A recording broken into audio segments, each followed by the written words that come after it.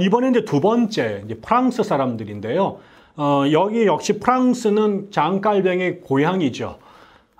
칼뱅이 거기에서 이제 소르본느 대학 총장이 된 자기 친구의 그 연설문을 작성하는데 관여했다가 이제 그게 이제 국왕의 심기를 건드려서 그 고국을 떠나게 되고 그 이후로 망명 생활을 하게 되면서 스위스에서 오랜 생활을 하게 됐죠. 제네바와 스트라스부르크를 왔다 갔다 하면서 결국 제네바에서 칼뱅이 종교개혁을 주도하게 됐는데 역시 칼뱅은 이제 오랫동안 자신의 그 모국에 대한 관심도 있었고 또 칼뱅의 영향 하에 이 프랑스 안에 그 칼뱅의 영향을 받은 그 개혁주의자들이 교회를 세우기 시작을 하게 됩니다. 그러니까 결국은 이제 프랑스도 오랫동안 그 유럽에서 가장 강력한 카톨릭 국가 중에 하나였고요. 그 당시에 이제 그 합스부르크가 이제 그 가장 강력한 국가로 이제 성장을 하게 되면서 스페인과 네덜란드 그다음에 시칠리를 점령을 하게 되면서 막강한 영향을 행사했을 때 그 이 합스부르크가에게 저항했던 유일한 그 라이벌 국가가 이제 프랑스였고 프랑스와 1세가 그런 그 강력한 나라를 이끌고 있었죠. 그 프랑스 안에 칼뱅의 영향에 의해서 개혁주의 신학을 받아들인 사람들이 생겼고 그들을 프랑스 말로 위그노라고 불렀습니다. 결국 이 위그노들이 이제 귀족들을 중심으로 해가지고 이제 세력을 확대해 가게 됐고 나중에는 그런 것 때문에 이제 그 프랑스 안에 가톨릭 세력과 그다음에 개신교 세력들 간에 이제 갈등이 고조되면서 종교 전쟁이 벌어지게 됩니다. 1562년부터 93년까지 한 30년에 걸쳐서 역시 프랑스가 종교 분쟁을 일으키게 되고 수많은 사람들이 이제 죽게 되죠. 특히 이제 그 유명한 성 바돌로뮤 그 축제 일에 이 프랑스 카톨릭 교도들에 의해서 까테리느 드 메디치라고 하는 그 왕비가 그 아들들을 이제 그 수렴 청정하면서 영향력 끼치던 시절이었는데 그때 이제 이 카톨릭 귀족들이 카톨릭 왕족과 귀족들이 결탁해서 개신교인들을 대량 살상하는 일들이 벌어지기도 했습니다. 그러는 갈등이 이제 확대됐을 때 성 바돌로뮤 대학살이 벌어졌던 이유 중에 하나도 그때가 이제 부르봉 왕가였는데 프랑스의 그 까테리느 드 메디치의 딸 우리가 그 영화 중에 그 여왕 마고라고 하는 여왕가 있었죠. 그 마고가 그 메디치가의 공주였는데 그때 이제 나바르의 앙리라고 하는 그 젊은이가 왕족인데 이 나바르는 스페인과 그 프랑스 접경지대에 있었던 옛날 나라입니다. 근데 여기가 개신교 국가였습니다.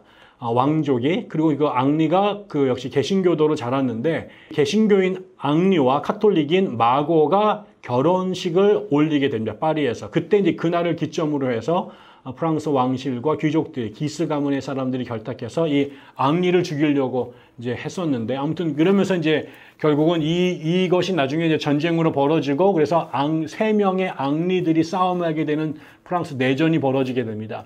결국 이 모든 혼란이 지나가면서 최종 승리가 누가 되느냐? 공교롭게도 개신교였던 나바르의 앙리가 최종 승자가 되게 됩니다. 그런데 그 당시 프랑스에서는 가톨릭 교도가 아니면 왕이 될 수가 없었기 때문에 개신교였던 앙리가 개종을 하고 프랑스의 앙리 4세로 등극을 하게 되죠.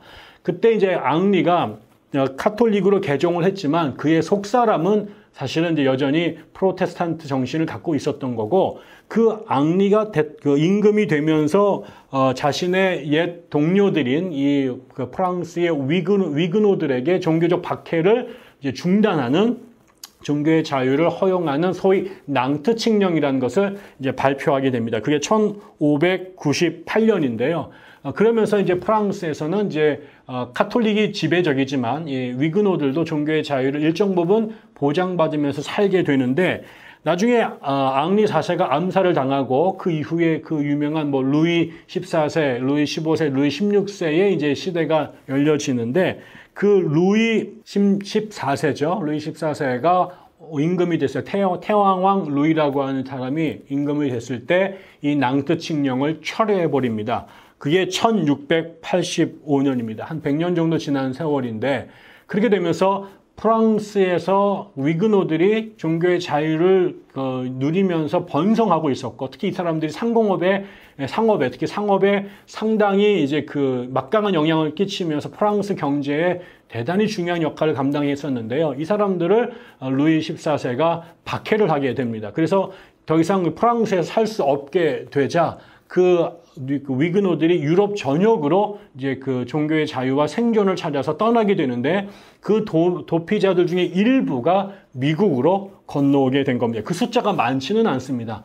그런데 그 당시에 이 미국의 동부 지역은 이미 영국 사람들이 와가지고 그 뉴잉글랜드를 점령하고 거기에 이제 회중교회를 중심으로 한 교회를 세우고, 남부는 성공회를 중심으로 영국인들이 이제 다 세웠는데, 그 당시에 이 사람들, 이 위그노들은 어디로 가냐면 네덜란드 사람들이 개척했던 바로 이 뉴 네덜란드 지역으로 도망을 옵니다.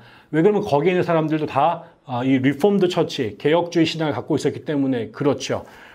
그래서 그 사람들이 네덜란드를 떠나서 위그노들이 박해를 피해서 미국에 일단 뉴욕으로 오게 되고요. 또 적지 않은 숫자가 그 미국 남부에 있는 사우스캐롤라이나 지역으로 정착을 하게 됩니다.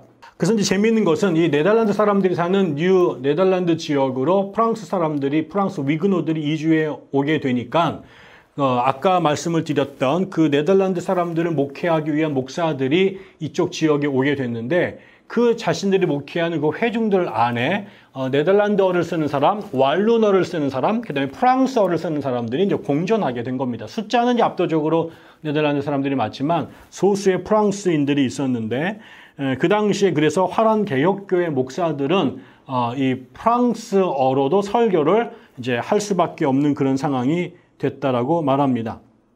그런데 이 세월이 지나면서 이 네덜란드 사람들 틈바구니 속에서 공존하던 프랑스 위그노들이 이 프랑스에서 본국에서 당했던 박해가 지긋지긋했는지 자신들의 언어, 그 다음에 자신들의 문화를 빠른 속도로 버립니다.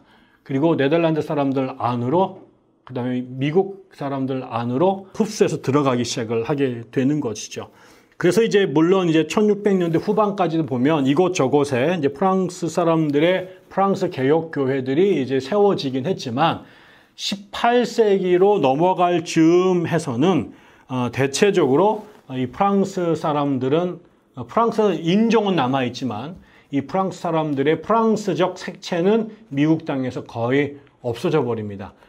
흥미롭죠. 그래서 뭐 버지니아에도 있었고 보스턴에도 있었고 사우스캐롤라이나에도 그 암스테르담과 병행해서 프랑스 개혁교회들이 개척이 초창기에 되어졌지만 시간이 지나면서 누가 강요한 게 아니라 여기는 자발적으로 자신들의 언어를 버립니다. 그래서 예를 들면 뉴욕에서 그 프랑스 사람들이 네덜란드 사람들과 같이 더불어 살다가 자신들의 교회를 세웠지만 한 50년 정도 지난 상황에 그 교회의 문서들을 보면 전부 다 네덜란드어로 쓰여져 있었다는 거죠. 그래서 프랑스 사람들이 자신들의 언어를 보존하는 대신 그 주변 문화에 들어가게 되었다.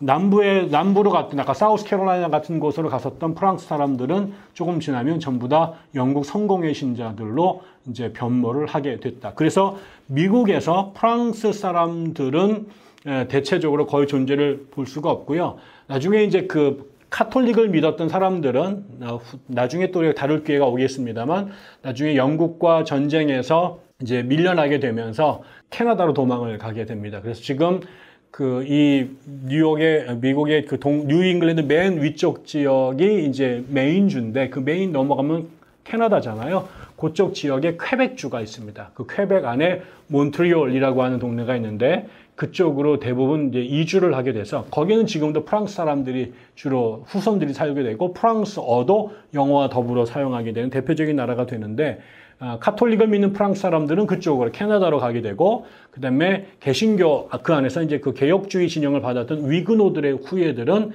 혈통은 남아 있지만 문화와 종교는 이제 다른 그 주변에 있었던 지역민들 것으로 이제 대체를 하게 되었다라는 것입니다.